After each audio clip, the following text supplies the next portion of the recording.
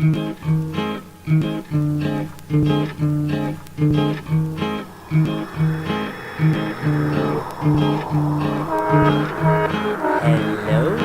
everyone.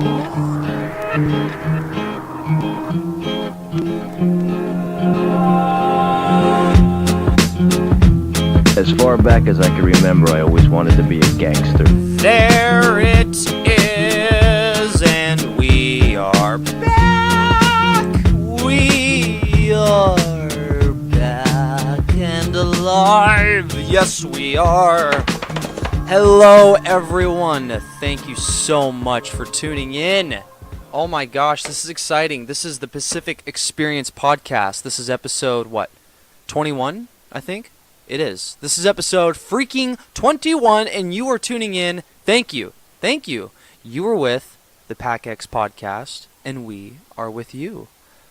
It is September 25th, and I am ecstatic for where we are at. Yes, it's September 25th, 2018, and we're here. Check us out on the website at pacxpodcast.com. Hit us up on Instagram at PacXPod. Instagram is popping. Twitter sucks. Facebook sucks, but it works. And here we are. But again, I apologize. There is no we. There is no Austin. Sir Austin. He is not here. Where is he? I don't know. He's not here, though. And that's what matters. But he will be here next week for next week's episode. Episode 22. But hey, I want to thank everyone. Shit's getting pretty real. Yeah, we're averaging a lot of downloads, a lot of feed hits, expanding to other platforms, and this shit's been popping off, and I love it. Thank you. Thank you to all of you listeners out there. You're what make it worth it. You are what make it worth it. That sounded weird. You are what makes this worth it? I don't know. Anyways, let's talk. Man, I'm going a different route today, so I don't have too much for this episode, actually.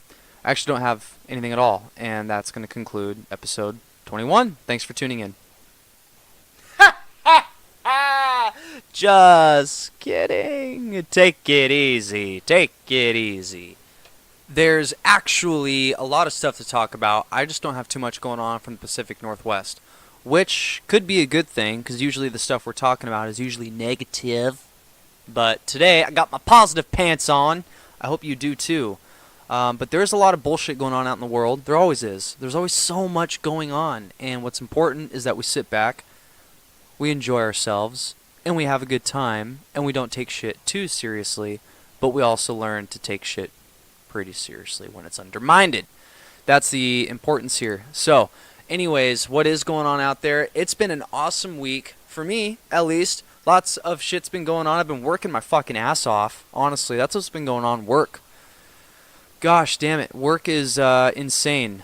Not my job. I'm saying work in general. Everyone works. Most people do. Most people should.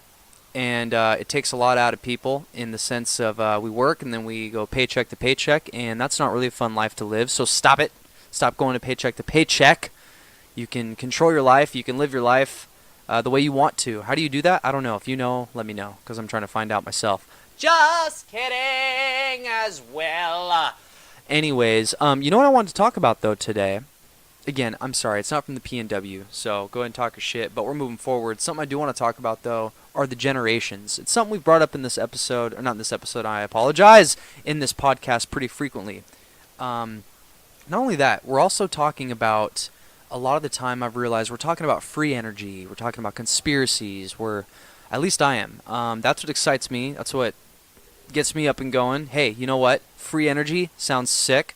It's out there, it's real, but I'm not going to go down that rabbit hole and start talking about how the world should have free energy and how a lot of people have learned to harness it and how it disappears. But I did want to talk about the American generations, because you know what? It's everywhere. And what I mean it's everywhere is the topic of generations is everywhere. As soon as someone does something, you blame it on them for them being part of their generation. So you know what? Let's go down the list. We're going to go down the list and we're going to check it out. So The list? The list? What's the list? What's the list, Mr. Smith? I have the list. Take it easy. I promise I won't say that too much. But I usually go back and forth between singing in an episode and talking like this. I tell you what, I'm going to try to do neither. False. I'm probably going to do both a whole bunch. But sit back, grab a beer, relax. What am I drinking? I'm actually not drinking anything, and that's probably the problem. But we're going to move forward. So, anyways, let's go back. Let's go all the way back, not just to the last 20 years and those generations. Let's go way back. Why? Because we can, and that's why. And because these previous generations have done some incredible shit that can be underestimated and overestimated. So again, let's take a look. So the first generation is born during 1900 to 1920. This generation's name is called the Greatest Generation. Of course it is! The Greatest Generation! Of course, that's what you get! Anyways, the Greatest Generation, that's their name. Why? Because they fought in the World War I and World War II. They made it through the fucking Great Depression, and they made it through the Great Stock Market Collapse of 1929. So, hold on. There's an interruption. Okay, we're back. There's always an interruption. We figure it out, but we're back. So yeah, the Greatest Generation born between 1900 and 1920. Could you imagine to be, to be born in 1920, you're 98. So if you're part of the Greatest Generation and you're 98 years old and you're listening to this, God bless you. I highly doubt any 98-year-old is listening to this, but I'm sure plenty of people are who know a 98-year-old or knew someone born between 1900 and 1920. So imagine how much shit they've seen. They went from the fucking car not even existing yet to where we are now. And, that's a good analogy that I wanted to bring about the whole car thing, too. Think about it. The suppression of vehicles is very strong. What I mean by that is energy-free vehicles. You know where I'm going with this. Tesla, right? Even from hybrid vehicles. It's kind of silly that we're on gas. Still. Actually, no, it's not silly. It's fucking ridiculous. But we're still using gas and coal when it proves absolute zero benefit with what we currently have discovered. But that's fine. Where was I going with this? Anyways, yeah, the analogy. Think about it. Back then, the cars started up. Could you imagine if they suppressed the idea of cars because they didn't want the horse and buggy industry to go out? I mean, imagine if the whole world was dependent on horses, and horses is what controlled the world, aka gas. That'd be pretty silly, right? To not, let the invention of cars explode because it's going to put others out of business. That's ridiculous, right? Isn't that silly? Good thing they didn't do that. Well, guess what? Our generation is doing that. We're suppressing, I don't know about our generation, but the people who are currently alive right now, the 7.5 billion of us, are suppressing it. Well, I don't know about all 7.5 billion of us necessarily, but, that's what's going on out there. And it's not that I'm going to say that, majority of the people are bad people. Of course they're not. They're really not. I just think that the wrong amount of power, or I should say the right amount of power, is given to the wrong people. But we can talk about that later, and we can get all hyped up about who's in control and what's going on in the world. Anyways, the next generation, y'all get on with it. So, if you're born between 1920 and 1945, again, during that time was the World War II and the Great Depression. But if you were born between 1920 and 1945, you are called the Silent Generation. Believe it or not. Yes, you are part of the Silent Generation. Why? Because you fought in World War II, and hardworking traditionalist, and you're the parents of the early baby boomers. The parents of the early baby boomers. So these folks are going to be, on average, the grandparents of my generation. My generation being your mid-late 20-year-olds, at least normally speaking. So actually, I didn't even answer why they're called the silent generation. I don't know. I actually don't know. Quiet, it says. Victory Gardens, Quiet, Rosie the Riveter, parents of early baby boomers. I honestly don't know what that means, and I'm sure there's people screaming again at the audio system they're listening this out of, and they're screaming at me the corrections and what all that means. But guess what? I don't know, nor do I care. I don't care. Anyways, moving forward, the next generation, you all know it. It's from 1945 to 1964. This generation is called the baby boomers. Howdy doody. I don't know why it says that, but it says howdy doody. These are the radicals of the 1960s counterculture. Civil rights, equality for women, rock and roll, Woodstock, the Beatles, Elvis, Vietnam, the first man on the moon, JFK. I find this generation absolutely fascinating. And really, because from 1945 to 1964, all of that happened. We did not go to the moon. Actually, that happened in 1969. Or did it? Well, we don't know. But Woodstock, I think, happened. Right? Fuck. What year was Woodstock? 63? I think. Maybe I'm completely off. Woodstock, though, rock and roll, civil rights, the counterculture, good shit.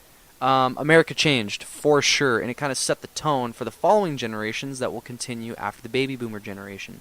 So we got the greatest generation. They fought in World War I and World War II.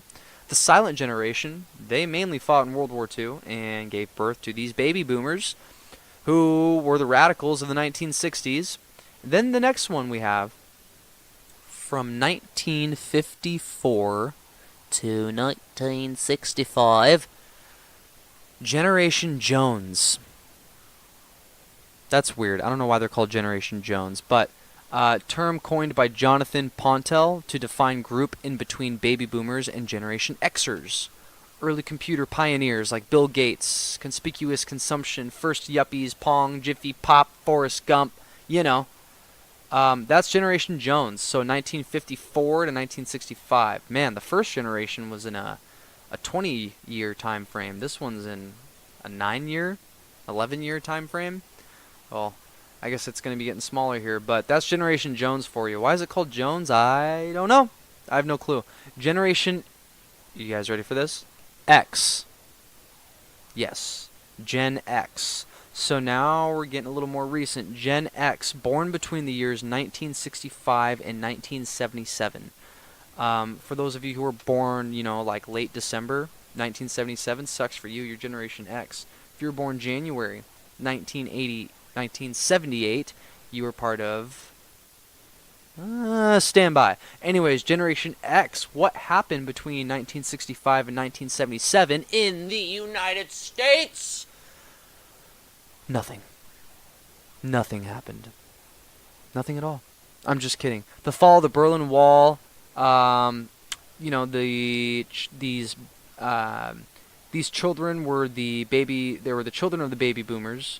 Self-reliant, individualistic, cynical outsiders. Whoa, I am reading this. I did not say that. Yes, I did. Latchkey kids. I don't know what that means, man. This article's all over the place. But they did not like rules. I know that. They did not like authority. And then we got pretty technical with the technology, because that's really when the technology boom not started, but where it peaked. I guess not at 77. But hey, we had MTV out, home computers coming out, video games, hip hop, Desert Storm. We went into actually it's not true. Anyways, cable TV, all that stuff. That's when really the technological side of the world expanded into your modern American living room. From, like I said, computers to TVs, and not just the TV, but there actually started stuff happening on the TV like MTV. Anyways, I'll stop boring you with that. The next generation. I think more people will be familiar with this one. These are the Millennials, Generation Y. I might spend some time on this one. I may not. But Generation Y, Millennials, that's me, born between the year 1978 and 1995. This generation, the word millennial, what I've noticed is that millennials hate being called millennials. Why? Because obviously the word millennial, the term millennial, rose to surface on the media and on the web and was a bad thing. It's what everyone wanted to blame everyone and everything on, was millennials. Yes, if you're listening right now, I am here defending millennials. If you're dissing millennials and you're older, then why don't you sit back and smoke a little, take it easy, because guess what? Who raised the millennials? Gen X and Generation Jones. That's right, you raised the millennials. So if there's a damn problem with their work ethic and all that other crap, you were the ones who taught it. Or you're the ones who didn't, and you let TV teach it to them, and maybe that was the problem. I don't know. I am defending millennials. Because guess what? You don't hear this too often. I am proud to be a millennial. Sure, I don't have a choice. I could say I'm proud to be a man. I don't have a choice. Well, I guess in today's world you do. But, you know what? I am. I really, truly am proud. And I'm not afraid of it. You know what? Because I'm proud of other millennials. Yes, there's shitholes out there who are lazy and don't do anything. But, you know, with the population growing, the more shitholes you're going to get. So, you know what? It's where I think we just might be bashing all these other generations coming up because more and more people are born. The world is growing. And there you go. Yeah, it's not our fault. Well, what the fuck am I saying? It really, truly is not anyone's fault. I mean, it's the system. It's not your fault. It's the world we were raised in. But honestly, I'm defending millennials as if there's something bad about them when there really isn't. Millennials are explorative. At least the millennial generation right now is finally getting into office, and what I mean by that is by the government. Oh, does that scare you? Yeah, why? Because everything's been going so fucking great recently. Now you're scared that millennials are going to be in the government? Things have been going really good, huh? So, now you're scared. No, honestly, let's throw some other people in there. Throw some young people. Or maybe that's the problem. Maybe we did, and look at where we're at. I don't know. But I can tell you this. Millennials do work hard. More importantly, millennials are open-minded. Imagine the time frame we've been in. After the year 2001, after 9/11 and the war in 2003 when we went to Iraq in March, you know, it's really confusing to grow up as a child in this country now. Why? Because the adults are arguing. So pretty much Generation Y, millennials, started growing up in the same thing as if kids were growing up in a house where their parents were fighting all the time. Why? Because the parents, aka the government, and Generation X, Generation Jones, are arguing over a bunch of senseless, crazy stuff. And meanwhile, we don't know what to do but flip through our phones on Facebook, or and go on our i9 pads and do all that garbage there. We have nothing else to do. Sure we do. In fact, I want to hear your opinions. Send me in your opinions. But Generation Y, the millennials, known for technology revolution. Transformers, Tickle Me Elmo. Yeah, you remember that? 90s kids, cell phones, Google, iPods, the Iraq War, 9/11, gay rights, Spice Girls, Eminem. It says here that sunny confident. I don't know what sunny confident means. Optimistic team players overindulged by parents. I can agree with that. Rule followers close to their parents. Yeah, because it's a fucking crazy world out there. Anyways, let's move past. So anyone born after the year 1995, yes, I'm talking to you youngins. If you're born after the year 1995, and you were born between that year and 2010, you are Generation Z, the internet generation. Well, why are they called the internet generation? I don't know, because everything's on the damn internet now. Hurricane Katrina, the Jonas Brothers. This generation doesn't know a world without the internet. Me, personally, myself, I guess I don't know the world without internet either. I do remember my farthest back memory of the internet, and it was really rare. Of course, we had the dial-up and everything. All that crap. But I remember, I think it was my dad or something. They pulled up a website, and it was Santa Claus. And that was it. And it took forever for the website to load. I'm not kidding. Like 10 minutes. And finally, the image of Santa Claus popped up, and it was Santa Claus in a bikini suit, and I was horrified. That's when I stopped believing Santa. The internet. My first interaction with the internet led to me not believing Santa because I saw Santa in like some fucking pantyhose. It was weird. It was very weird. I don't know what my dad was doing. Sorry, Dad. Anyways, that's yeah. So I do remember the internet, but ever so slightly. I remember absolutely pagers and all that good gabbage. The world wasn't connected, and people interacted with each other a lot more, face to face. I advise that you do that. When you go out in the world, put your phone down for a second. Put your damn phone down. Go talk to people face to face. I walk into certain places now and I see people just scrolling until they're scrolling through their phones so they're blue in the face, just through Facebook and Instagram. I mean, just stop. What good is that doing for you? I mean, you know what? You can get the internet just like anything. Too much of anything can be bad for you. The internet can be wonders. It can be terrible. It's honestly such a wide topic now that I don't think the internet can be defined into a specific whatever, as far as defining what it does. That can't be discussed in one sentence or one statement. It does a lot. Anyways, I'm not here to educate you on what the internet does. Obviously, you're using the internet to listen to this. But, moving forward, Generation Z. What else does it say here? Grew up on the internet, expected to be individualistic. Yes, very much so. Because the world is so confusing and they don't want to be part of anything. Self-directed, excel at rapid information processing. I can agree with that. Place less priority on work. Multitaskers, green environmentalist. Okay, I could agree with that. One thing I want to point out though. The generation that bashes on millennials, yes, I'm going back to that, is Generation X and Generation Jones.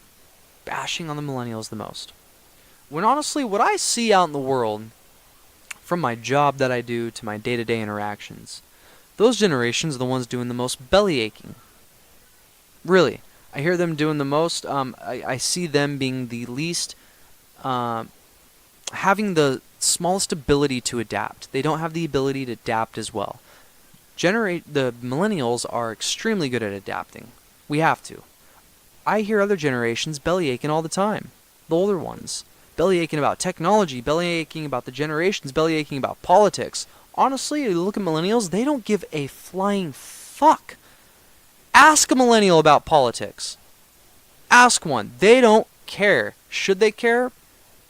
Yeah, I guess. Do they? No. Why? Because it's so confusing. It's like talking about space. You don't know. We don't fucking know. It's so damn confusing, and even if you do know, odds are that you don't. I mean, you think you have something understood, and you think you understand it. I mean, honestly, politics is like fucking Game of Thrones. It's a fucking arena. It should be a sport, honestly. I say we remove the NFL and just watch politics as a sport now. Oh, look he took him down. Oh, it looks like the Democrats are 0-2 and Republicans are fucking tied with, I don't know, centrists or some shit. Really, it's entertaining like it's a fucking sport. But that's why millennials don't care. We don't. And yeah, I'm saying we because I am one. We don't care because why waste your energy? Why waste the small 73 years on average that we have on this planet to get upset about some shit that we can't control? You know what I noticed? Millennials, they care about nature. They care about themselves. Because we need to care about ourselves. Generation X, Generation Jones, you grew up in a world and you created a world where you don't just care about yourself, you care about others. And it's sad to say that it's not around anymore. But it's not the millennials' fault. The world is so not overpopulated, but the world is so populated now where it's hard to care for other people. Because it's such a dog-eat-dog world that we've learned from the mistakes of Generation X and Generation Jones that when you care for other people, it gets taken advantage of by sharks. Sharks out there. Man, I could sit here and yap forever about the damn generations, but I really don't want to bore you to death with that. But, what else is going on out there? Something conspiracy-like that I wanted to talk about. Holy shit, this episode went by fast. We're already at 24 minutes. Damn. I feel like I just started. One thing I didn't want to talk about, though, it's conspiracy type, is, where do I start? You have to think that fear is truly what controls us. It's something deep. He said deep. Yeah. And so it's just something that I'm noticing, and it's a conspiracy that I don't see being discussed, which is why it excites me to talk about it. So going back to the crash of Roswell, which was the UFO crash in Roswell, New Mexico in 1957. The gentleman who was in charge of that, and you can learn about this actually on one of the bonuses I have. It's an interview with Jake Dodds. It's on the older episodes. Go to our website. Go to pacificexperience.podbean.com. You can click on that at PacXpodcast.com when you browse episodes. So go way back and you can catch up on this. But anyways, Philip J. Corso was the man who was in charge of learning the technology that had crashed on this planet, and he learned about it. Well, let's just say this guy on his deathbed made a confession, and he's like saying there were aliens, there was 3 bodies or something like that, and he wrote a book called I think The Crash of Roswell. I think as simple as that. Anyways, Philip J. Corso, a highly, highly, highly decorated and recognized and respected person in the military. This guy on his deathbed, he confessed all the truth, right? And not just that, he confessed it in a book. But what he said, something that stuck out to me when I went down this rabbit hole 2 years ago, was bizarre. He said, first, they're going to have you fear terrorism. Then they will have you fear a foreign dictator. Well, we're following this path so far from 9/11, and of course, when we fear terrorism, that justifies the need to spy on ourselves. It justifies the need for more control. It justifies the need for homeland security. It justifies the need for war, and war is profit, and war is control. Banker wars is really what it's called. This is banks having wars with each other. Anyways, he said, you will fear terrorism. Then they will have you fear a foreign dictator. Hello, Korea. Kim Jong-un. Right? And all that. Well, he said then after you fear, they will have you fear a foreign dictator. The next thing they will have you fear is meteors. Meteorites. A meteor is obviously a big rock going anywhere from hundreds to thousands to maybe, I guess, million miles an hour in space. A meteorite is something that is already the same thing, but it's broken through Earth's atmosphere. Now, this is what Philip J. Corso said. The reason why I believe this is because, well, we went from fearing terrorism to fearing a foreign dictator. And it makes sense when you look at all the other conspiracies that is kind of the glue that holds a lot of things together to justify this disgusting control. And my phones are tapped. Well, he also said this in, I don't know, the 70s, before terrorism was a thing, at least to my knowledge. I wasn't alive during the 70s, but...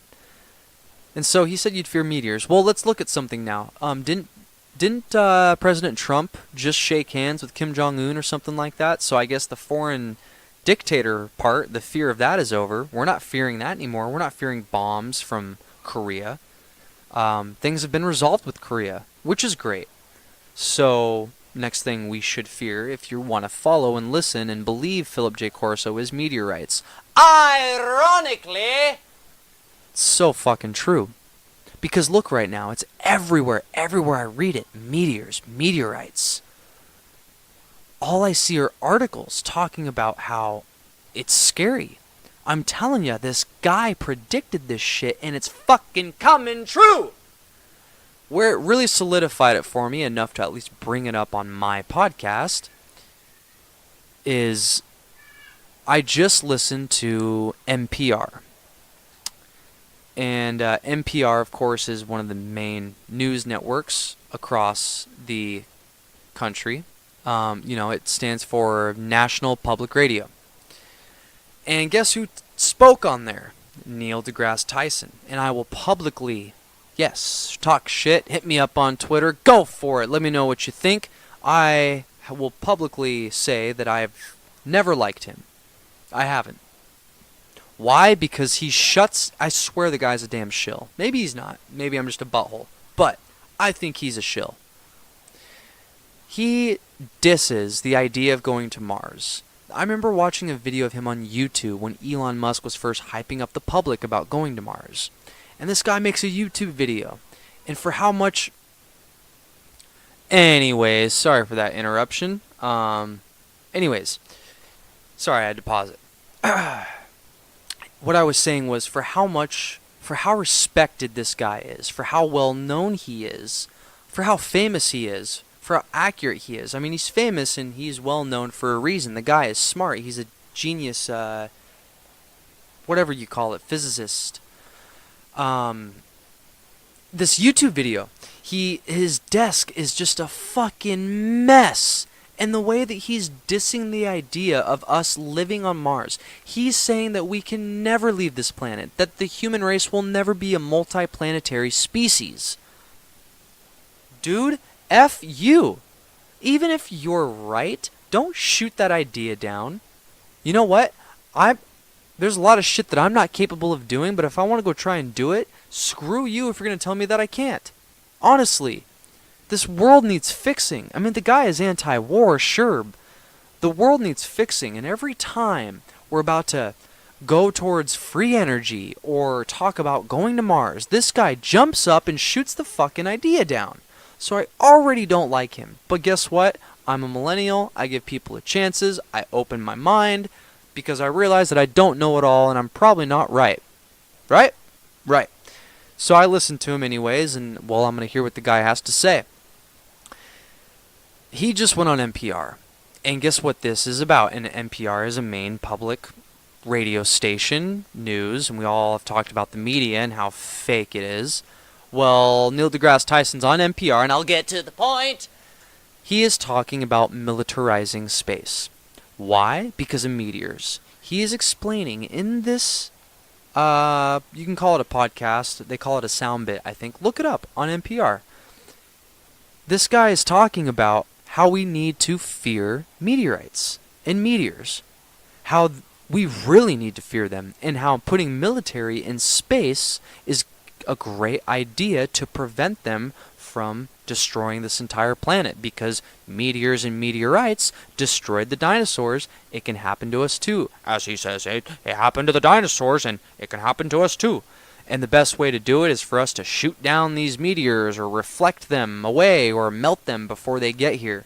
Whatever the hell he was saying. You know what? The guy could be completely right. He could be. But this is all making way too much sense. And what I mean by sense, a bunch of excuse my French, bullshit. Really. It's fucking ridiculous. What the fuck is going on, man? You need to militarize space. First of all, let's get to space first. And what I mean by get to space, let's be more open about it. There still has yet to be a shot of panning from the moon to Earth with the ISS station, the International Space Station up there. You know, you can talk about flat Earth and all this crap. By the way, flat Earth is freaking ridiculous. That was definitely a planted conspiracy to get all of us bickering and to take our focuses off of what's really going on up in space. And so here's where we sit now. And so it all just makes so much sense. It really does. You know, whatever space is, whatever the fuck is out there, we're not supposed to know. This planet is obviously a guarded planet. It's very obvious, especially if you're a believer of aliens, of extraterrestrials, and you look at where we are in this world, still using fucking coal. We're unaware of our abilities to tap in to meditation, to be able to travel the cosmos in our brains, you know, with all that crazy crap. There's a lot going on out in space, and what I mean by that is it's fucking space. It's very big. There could be a lot of things going on, but we don't know about it. And anything we are going to know about it is first going to be filtered through the system. Anyways, to sum it up, Philip J. Corso said you're going to fear terrorism. You're going to fear... Then after that, you're going to fear a fucking dictator. And then you're going to fear meteorites. And that, when you fear meteorites, that justifies the reason to put the military in space. My problem is, why do we have to militarize everything? Why do we have to do that first? You know, if there is another alien, whatever the fuck, going on out there, do we really want to approach them with some fucking guns at first? I mean, really, why do we need to militarize space when we're still arguing about stupid flat earth and crap, when we haven't even put a human on Mars? But no, let's put the fucking military out there first. My question is this: if we haven't feared meteorites or meteors at all, and what I mean by we, the main public, why should we fear them now? What makes us more likely to be hit by one now versus the last however many thousands and thousands of years that humans have been alive? Why? I'm just telling you, give me your thoughts. I want to hear your guys' opinions. This is something I'm going to elaborate on more in the further episodes. If you're into conspiracies, dope, because I am, and I want to talk about it. I want to learn about it. I want to discuss what I learn, and I want to be corrected. I want people to tell me what you think. So, hit us up at PacX Podcast.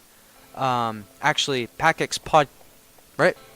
Yeah, PacX Pod on Instagram and PacXPodcast.com. Let me know what you find, what you think. I'm also looking for some people to interview out there. I have finally got the balls to send some emails to find some really credible people to get on the show. And I'm really looking forward to it. I've already gotten some responses, and it's really exciting because I'm not gonna spoil it, but there are some credible people who I actually got in contact with. The sound quality may be a little off because we're going to interview them over the phone, but I'm excited as hell to pick their brain and to figure out what's really going on out there. Because ultimately, it is a crazy world, and we don't want to get too caught up in all the negativity, but we are trying to find the truth. We are in a search for truth. We're also delivering you our experiences from the Pacific Northwest. But I do want to say it is so important that we have a good time. We drink beers and we laugh about it. Because we're here for you. You're there for us. We appreciate you so much. Again, I'm your host, Lloyd Smith. Austin Davis will be back with us next week. Hit us up at PacXPodcast.com. We'll see you next week.